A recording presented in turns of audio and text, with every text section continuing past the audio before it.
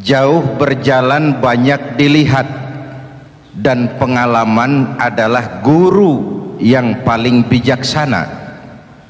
Pantang seorang muslim jatuh 2 kali di tempat yang sama. Hari ini lewat sini jatuh, pantas belum pengalaman. Besok lewat situ lagi jatuh lagi, goblok amat. Si amat saja tidak goblok. Kita mau bicara keagungan Ramadan yang ditandai 3 hal. Pertama, Ramadan dipilih oleh Allah menjadi bulan tempat di mana pertama kali diturunkan Al-Quranul Karim, kitab suci kita, imam kita, pedoman utama dalam melaksanakan berbagai kegiatan hidup. Pertama, ia berisi akidah yang tujuannya menyelamatkan manusia dari ketergantungan kepada benda, menyelamatkan manusia dari kemusyrikan, baik syirik yang jali maupun syirik yang khafi. Syirik jali itu syirik terang-terangan, nyata-nyata menyembah berhala, nyata-nyata meyakini Tuhan lebih dari satu. Kalau gitu insya Allah kita aman. Tapi ada syirik khafi, syirik yang tersembunyi, menjadikan yang selain Allah sebagai tujuan akhir dari seluruh kegiatan hidup. Itu syirik khafi. Saya sejak pakai cincin ini rezeki lancar. Cincin.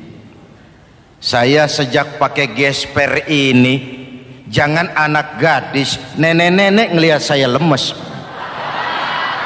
Gesper. Ini sejak ada perkutut di rumah ini, bisnis bagus. Perkutut.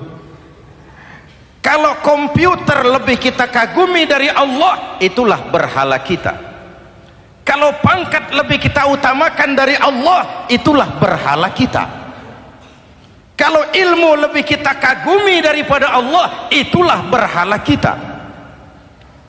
Quran membebaskan manusia dari ketergantungan kepada benda, membersihkan keyakinan, meluruskan tauhid dengan konsep akidah. Lalu sisi yang kedua, syariat untuk mengatur kehidupan sesama manusia.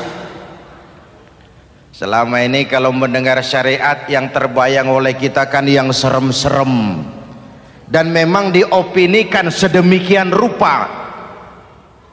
Padahal watak syariat itu pertama, al-musawat bainan nas fi takalifil ahkam. Ini watak syariat Islam.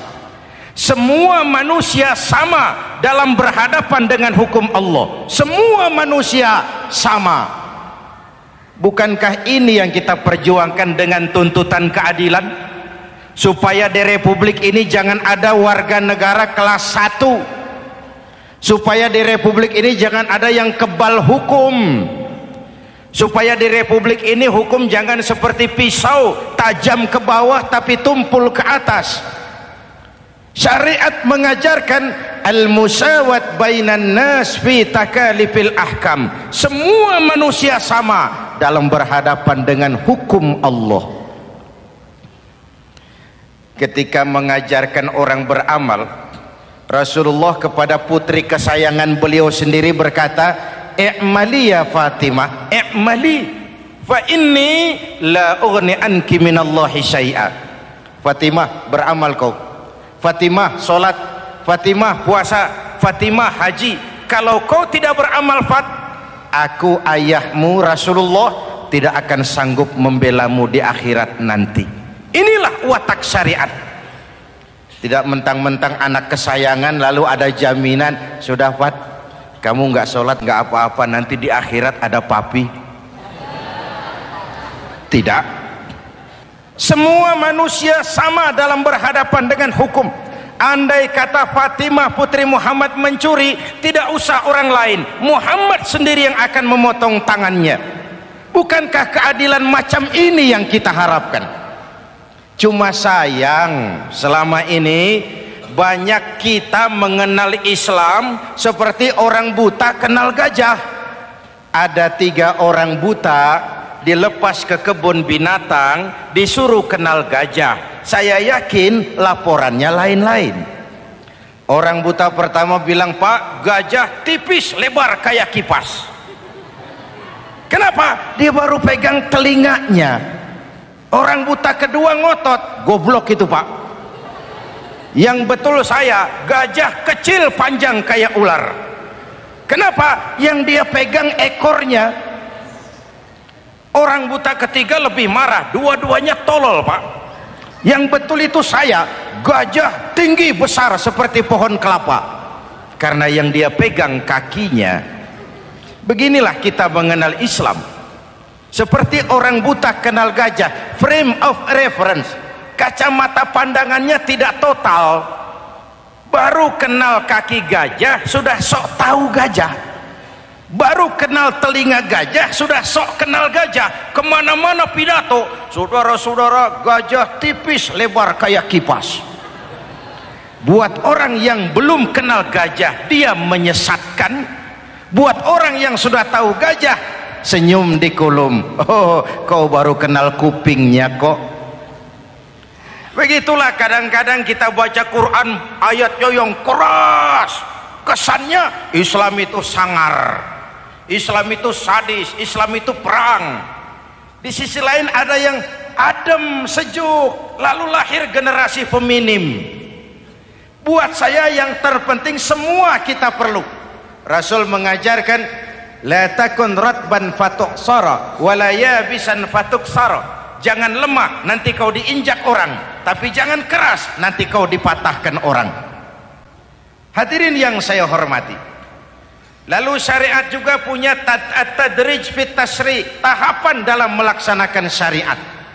Oleh karena itu Ramadan yang keagungannya ditandai dengan turunnya Al-Quran harus jadi momentum kembalinya kita kepada Al-Quran. Quran itu imam, kita ini makmum. Saya mau tanya, imam ikut makmum apa makmum ikut imam? Makmum ikut imam apa imam ikut makmum? Makmum ikut imam. Kalau Quran imam dan kita makmum, kita ikut Quran, jangan Quran diminta ikut kita. Imam ruku, kita ruku, imam sujud, kita sujud, imam i'tidal, kita i'tidal. Ke barat kata Quran, ke barat kita berangkat, ke timur kata Quran, ke timur kita menuju. Halal kata Quran, ambil, haram menurut Quran, tinggalkan. Kalau dia imam dan kita adalah makmum, mari berimam kepada Al-Quranul Karim. Yang kedua, keagungan Ramadan ditandai dengan perintah melaksanakan ibadah puasa. Para ulama menyebut puasa itu ibadah sirriyah, ibadah rahasia, ibadah abstrak, tidak ada unsur sugesti. Kalau kita sholat orang lihat, kita sedekah orang tahu, kita pergi haji satu kampung nganter, kita puasa cuma kita dan Allah. Pura-pura sholat ketahuan Pak, pura-pura sedekah nggak bisa dong, apa yang disedekahin. Pura-pura haji kemana perginya? Tapi pura-pura puasa gampang. Keluar rumah bibir lap yang kering, jalan lemesin dikit, ada angin miring, lemes amat puasa. Sirriyah, abstrak. Ibadah lain bisa dinilai, wah itu teman kita sodakohnya berani ya. Kok tahu kamu? Kelihatan dari jumlahnya. Itu sholatnya khusyuk ya. Kok ngerti kamu? Kelihatan dari geraknya. Tetangga sebelah itu rasa-rasanya hajinya mabrur ya. Kok ngerti kamu? Kelihatan dari tingkah lakunya setelah pulang haji. Kalau yang sebelah lagi itu haji tomat. Di Mekah tobat sampai kampung kumat. Ibadah lain kelihatan bisa dinilai, tapi puasa tidak bisa dinilai. Belum pernah saya dengar orang bilang teman kita puasanya mantap betul ya. Kok tahu kamu? Beludah terus. Nggak ada hubungannya.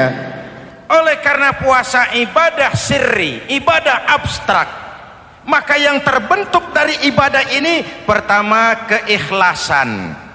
Ini sikap hidup yang paling penting. Orang lain mau puji atau tidak bukan soal. Orang lain mau dengar atau tidak bukan soal. Ini urusan saya dengan Allah.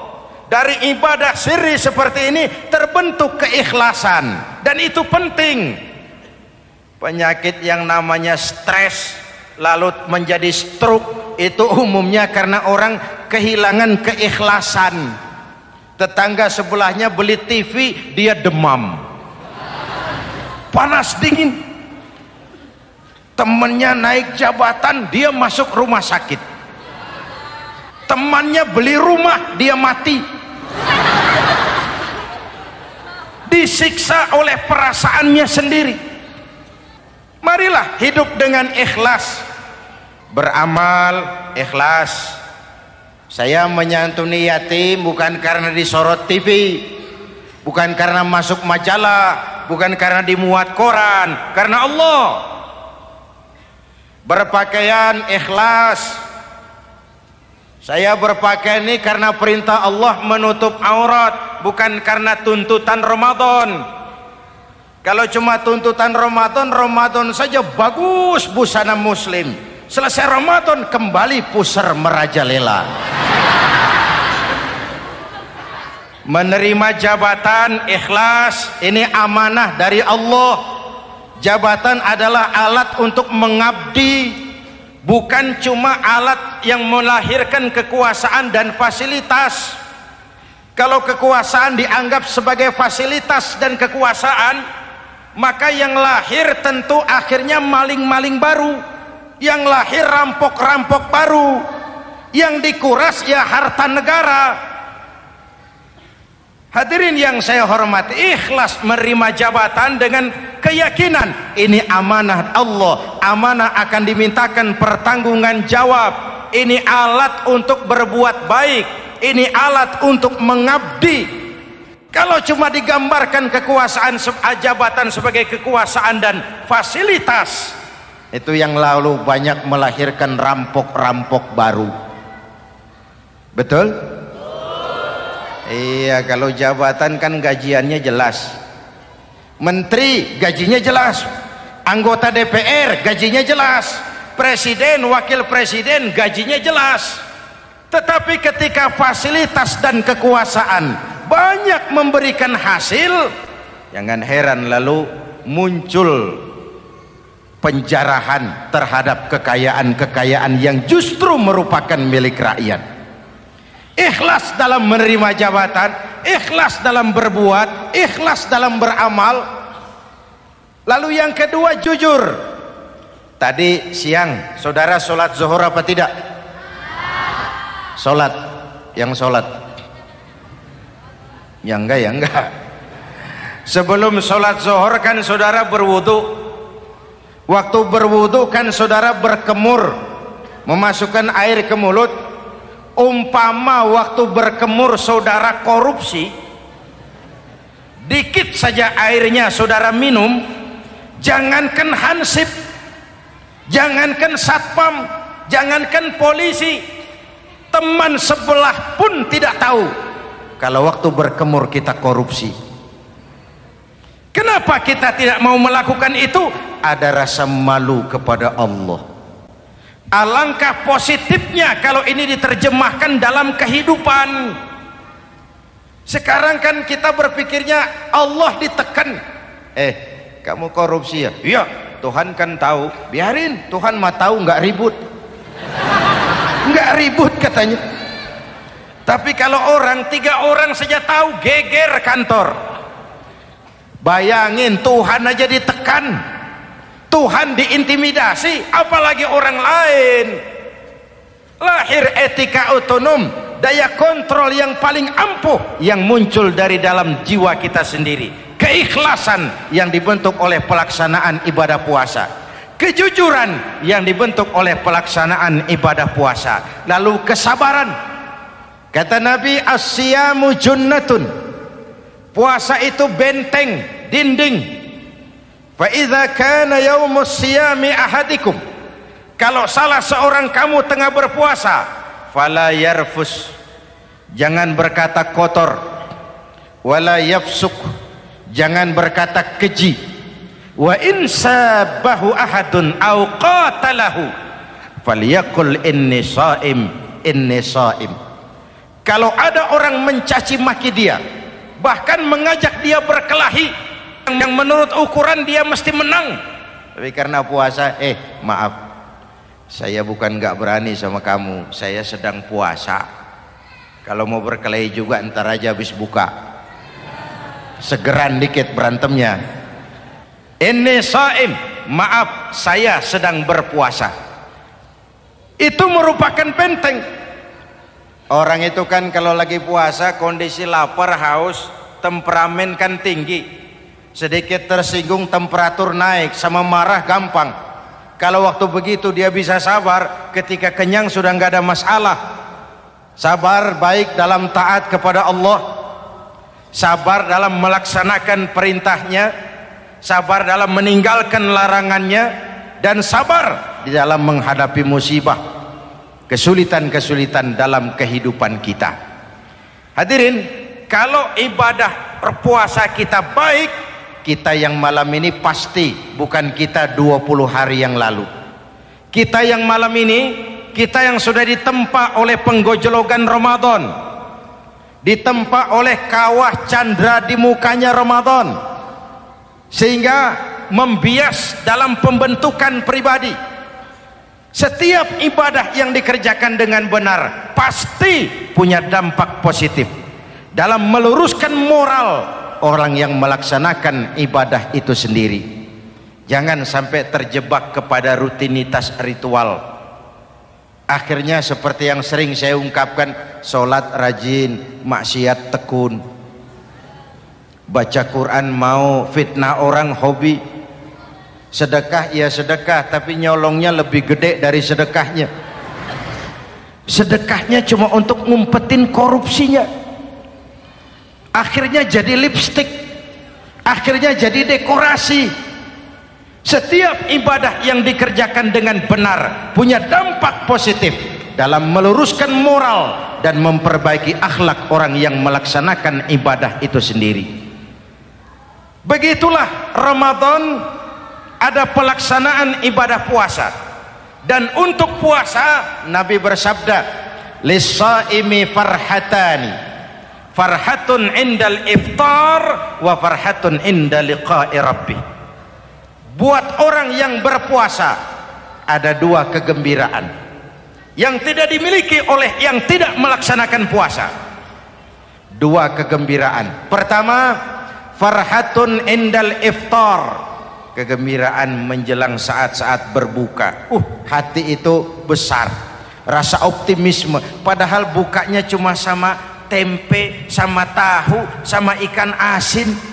Tapi entah makin dekat maghrib hati makin berbunga, ada kebahagiaan yang tidak bisa diceritakan. Allahumma lakasumtu, ya Allah, hari ini saya laksanakan perintahmu, saya lawan rasa nafsu, saya tempuh lapar, haus, saya tunaikan semua ini.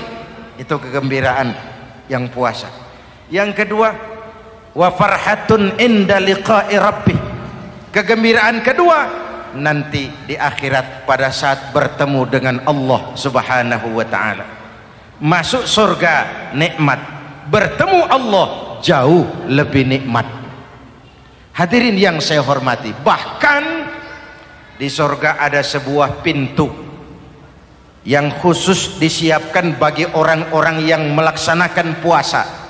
Tidak bisa masuk ke pintu itu kecuali orang yang puasa, dan pintu itu disebut pintu Rayyan, Babur Rayyan, pintu Rayyan, yang hanya boleh dimasuki orang-orang yang melaksanakan ibadah puasa. Hadirin, lalu yang berikutnya, ibadah puasa ganjarannya abstrak. Kalau ibadah lain kita bisa lihat itu, sholat berjamaah pahalanya begini, haji kalau mabrur pahalanya begitu, sodakoh pahalanya begini. Puasa Allah cuma bilang as-siyamu li wa ana ajzibi, puasa untukku dan aku yang membalasnya. Berapa besar balasan Allah tidak diberitahu. Artinya apa? Kalau saudara kerja, mandor bilang, Mas, kau kerja sama saya, gajimu sebulan 5 juta. Ketahuan sebulan 5 juta. Kita kan bisa kong-kalingkong, ada mandor rajin, tidak ada mandor kendor. Pokoknya jatah 5 juta. Tapi kalau mandor cuma bilang, Mas, kau kerja sama aku, soal gajimu nanti aku yang atur, berapa besarnya nggak dikasih tahu. Aturan seperti ini harusnya membuat kita kerja lebih hati-hati. Sebab apa? Mungkin gaji kita sama saja 5 juta kalau kerja biasa-biasa, mungkin jauh lebih besar kalau pekerjaan memuaskan, mungkin tidak digaji sama sekali kalau pekerjaan sembarangan. Tidak dijelaskannya gambaran pahala puasa menjadi sugesti untuk melaksanakan ibadah puasa ini dengan sebaik-baiknya. Hadirin yang saya cintai, yang ketiga soal keagungan Ramadan ini. Di dalam bulan Ramadan ada satu malam yang bobotnya khairun min alfi syahrin. Satu malam tapi lebih baik daripada 1000 bulan, yang kita kenal dengan malam Qadar atau Lailatul Qadar. Sementara itu adanya pada sepertiga yang akhir dari bulan Ramadan, terutama di malam-malam ganjil. Di negeri kita lihat terjadi pergeseran nilai.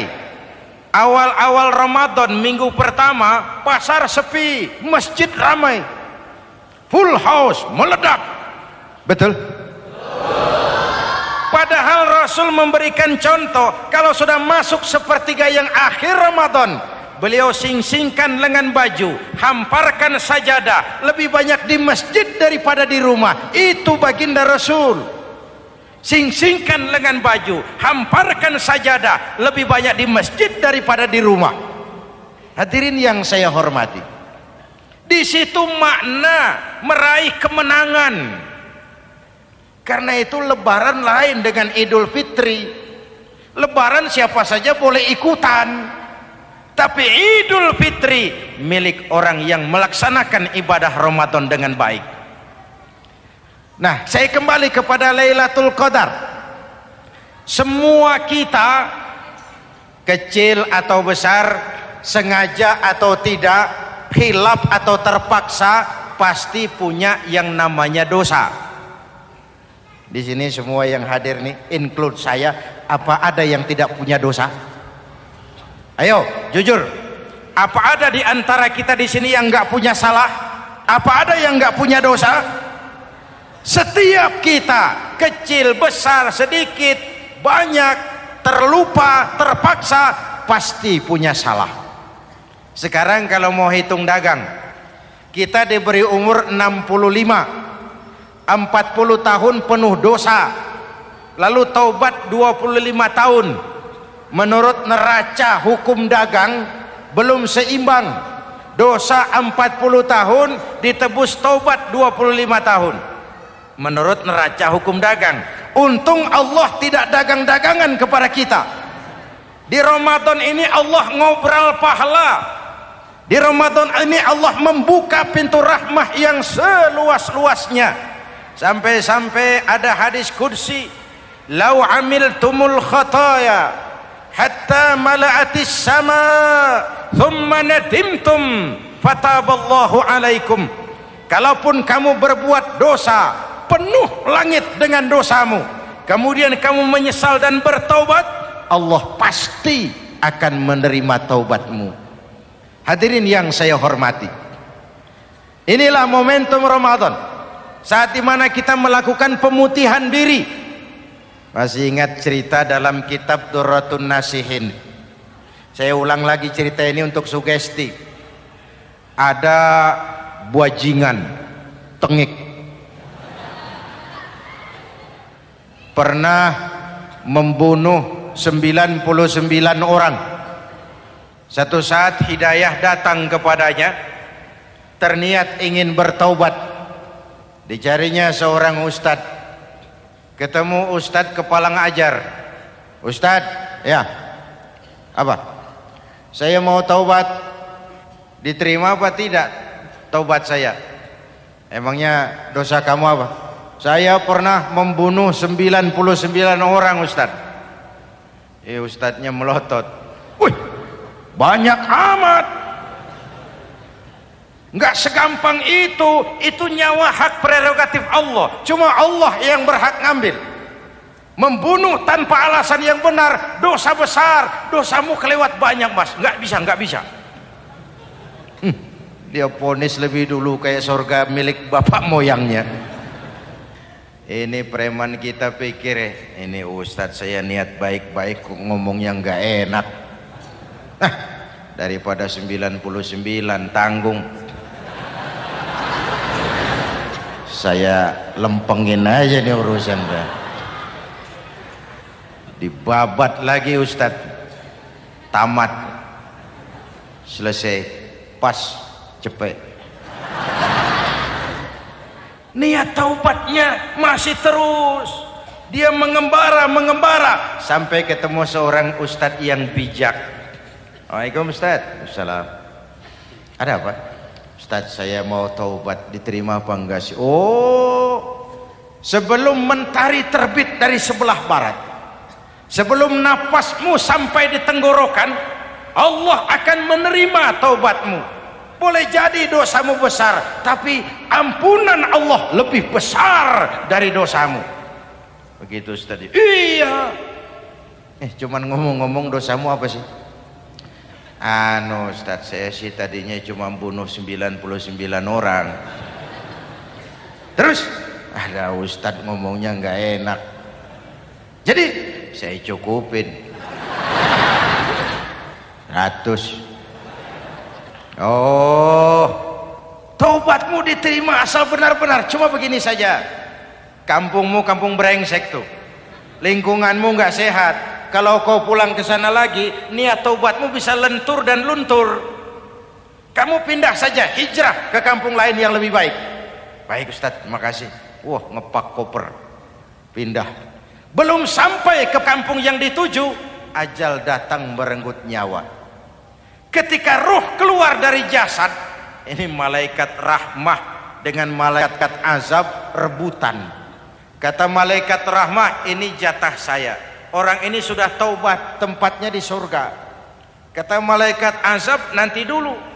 Taubat sih taubat, 100 bagaimana urusannya? Bertengkar. Akhirnya Allah mengutus malaikat Jibril, kau adili. Kata Jibril, ukur sajalah mana yang lebih dekat, kampung yang dituju atau kampung yang ditinggalkan. Ketika diukur, kampung yang dituju lebih dekat dari kampung yang ditinggalkan. Kata Jibril, dia jatah malaikat rahmah, taubatnya diterima Allah. Nah, kalau mendengar riwayat seperti ini, jangan diartikan bahwa untuk taubat mesti membunuh 100 orang. Ini harus diartikan bagaimanapun besar dosa dan kesalahan yang kita lakukan, jangan putus asa dari rahmat Allah. Sebaliknya, bagaimanapun banyak kebaikan yang kita kerjakan, jangan puas hati dan sombong diri. Kita belum tahu akhir perjalanan hidup ini. Kita hanya berbuat dan berbuat. Kepastian itu haknya Allah. Ada yang masuk neraka karena menyiksa kucing. Ada yang masuk surga walaupun sudah membunuh 100 orang. Bahkan Kalau nanti saudara di surga ketemu orang-orang soleh, saudara nggak usah kaget, itu memang tempatnya di surga. Saudara akan kaget nanti kalau di surga ketemu pelacur. Pelacur masuk surga. Penasaran, saudara samperin, Mbak Yu. Iya Mas, sampean ada di sini, apa Allah nggak salah wesel ini? Iya Mas, saya ini ada di surga sini. Padahal waktu di dunia dulu saya ini siapa Mas tahu kan? Mas juga langganan kan waktu itu.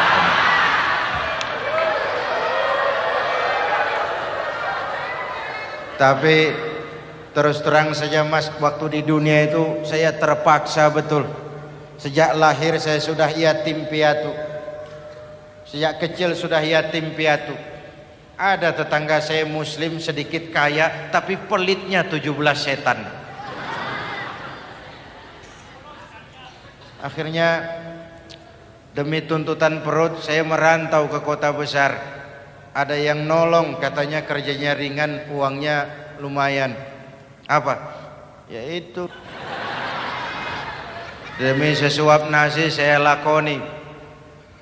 Satu malam saya lagi berangkat dagang, lewat Masjid Baitul Ihsan, ada ceramah. Saya dengar dari jauh ustadznya pidato, katanya Allah berpesan, "Lau amiltumul khataya hatta mala'atis sama, thumma nadimtum fataballahu alaikum." Kalaupun kamu berbuat dosa, penuh langit dengan dosamu, lalu kau menyesal dan bertaubat, Allah pasti akan menerima taubatmu. Mendengar hadis itu Mas, berlinang air mata saya. Terbayang dosa-dosa yang pernah saya lakukan. Terbayang orang-orang yang pernah menanamkan modal asing.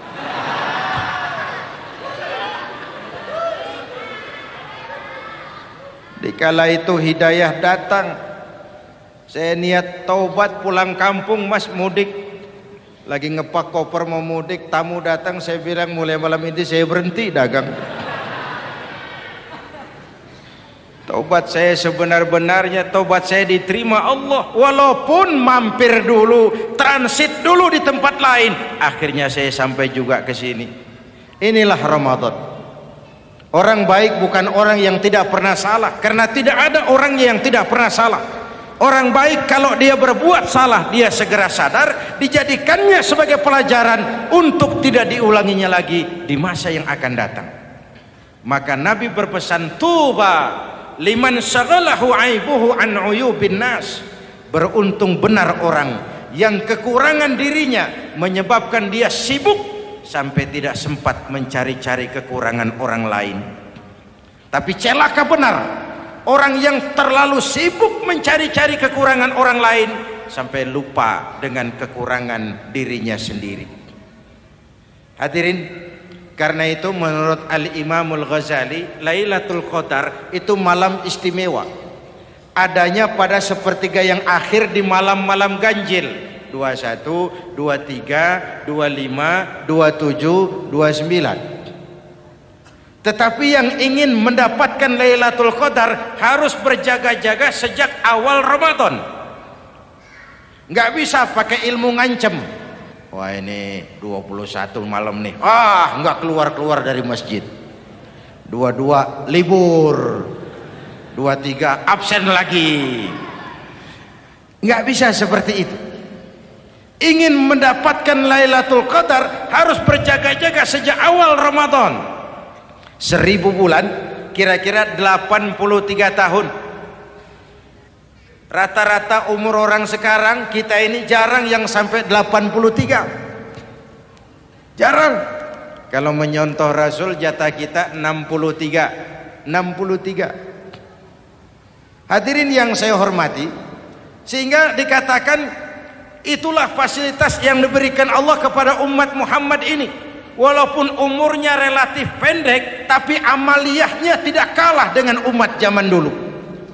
Benar, Nabi Nuh umurnya 950 tahun. Ibadah umatnya berarti panjang, tetapi mereka tidak ada Lailatul Qadarnya.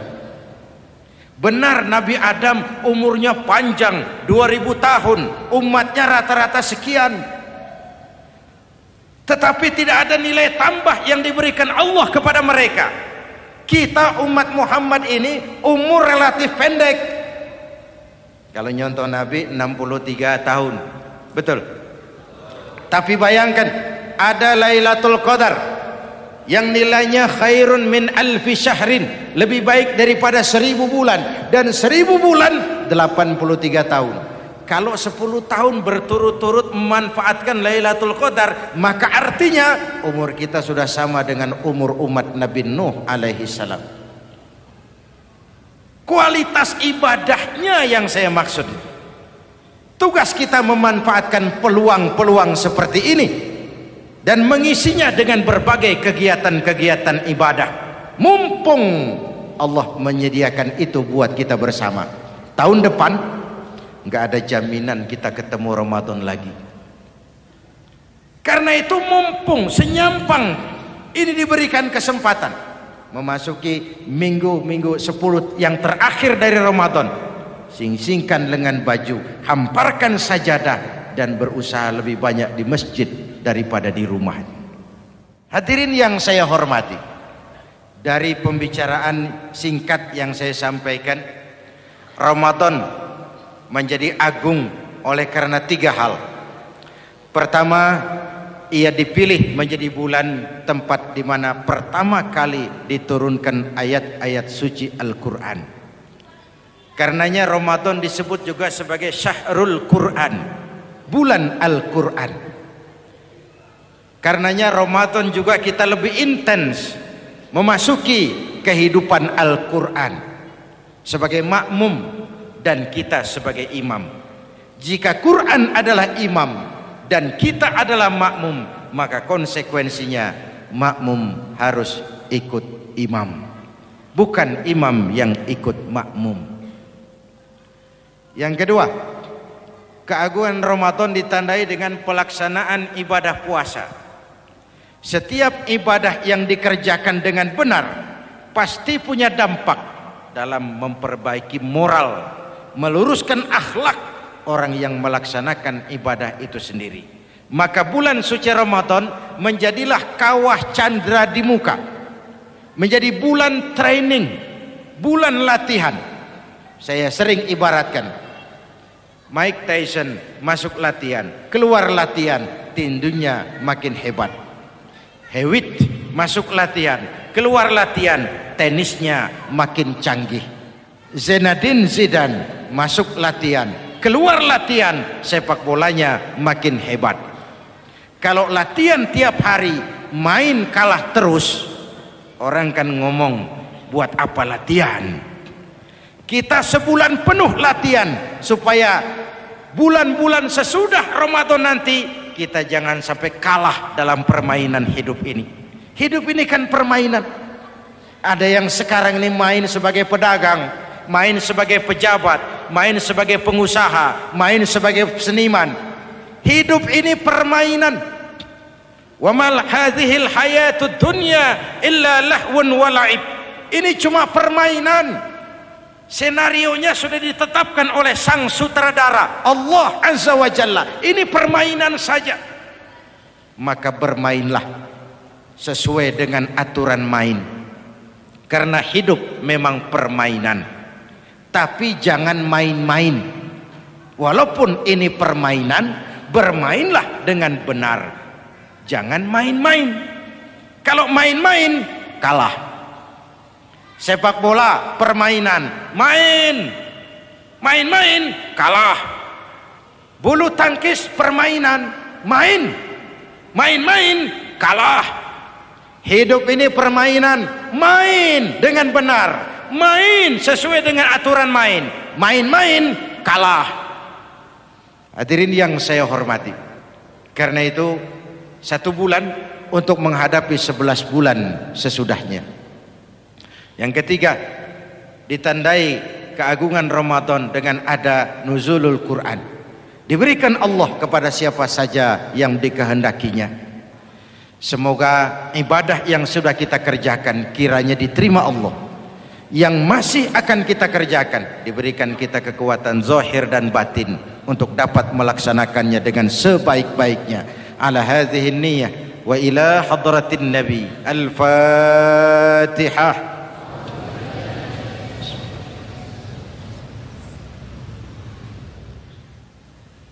Bismillahirrahmanirrahim. Alhamdulillahi rabbil alamin. Allahumma salli wa sallim mubarak ala sayyidina Muhammadin wa ala alihi wa sahbihi ajma'in. Ya Allah, dengan sepenuh perasaan dan pengharapan dalam segala kerendahan dan kelemahan, ampuni dosa kami, dosa ibu bapa kami, dosa saudara-saudara kami umat Islam.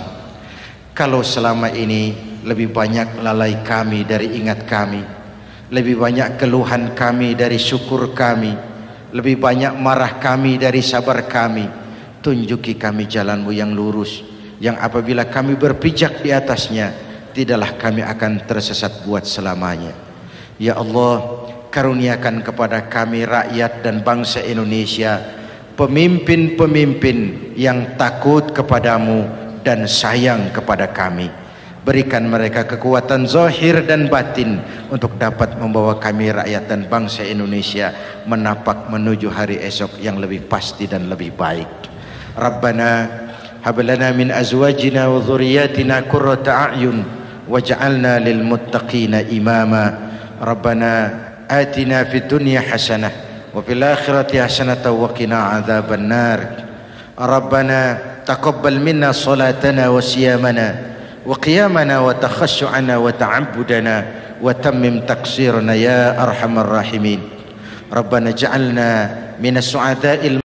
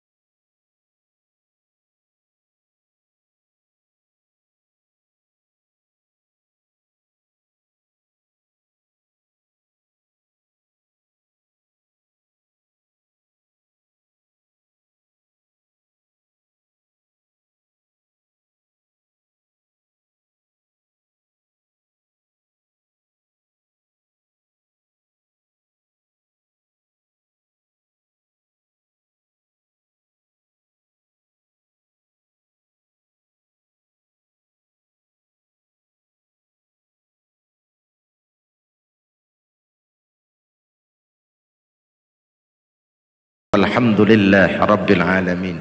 Wassalamualaikum warahmatullahi wabarakatuh.